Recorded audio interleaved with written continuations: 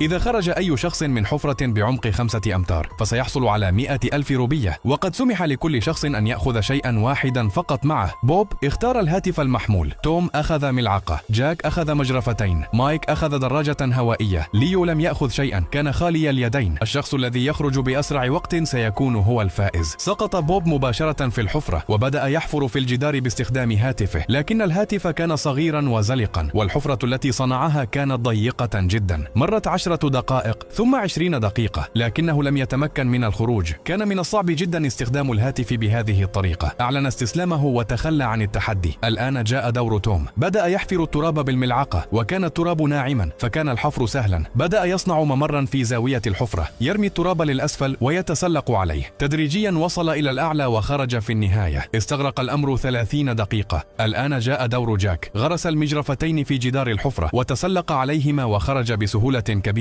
استغرق الأمر 5 دقائق فقط، وكان يبدو أنه سيكون الفائز. الآن جاء مايك ومعه دراجته. فكك الدراجة ووضعها بجانب الجدار، تسلق عليها وبدأ الحفر، لكن فجأة انهار التراب وسقط مرة أخرى. جرب مرة أخرى، وفي المرة الثانية نجح وخرج. استغرق الأمر حوالي ساعة. الآن جاء دور ليو. قال: أنا أذكى واحد هنا. قفز إلى الحفرة ونظر حوله، لم يجد شيئا يمكنه التمسك به. ثم نظر إلى المسافة بين الجدران وفكر أنه يستطيع الصعود باستخدام يديه وقدميه. سقط مرتين، لكنه فهم الطريقة في النهاية، وبهدوء بدأ يتسلق بين الجدارين، ثم انزلق قليلا إلى جانب واحد وخرج. استغرق الأمر 3 دقائق فقط. فاز ليو ب1,000,000 روبية. إذن يا أصدقائي، فقط انظروا إلى الوقت على هواتفكم.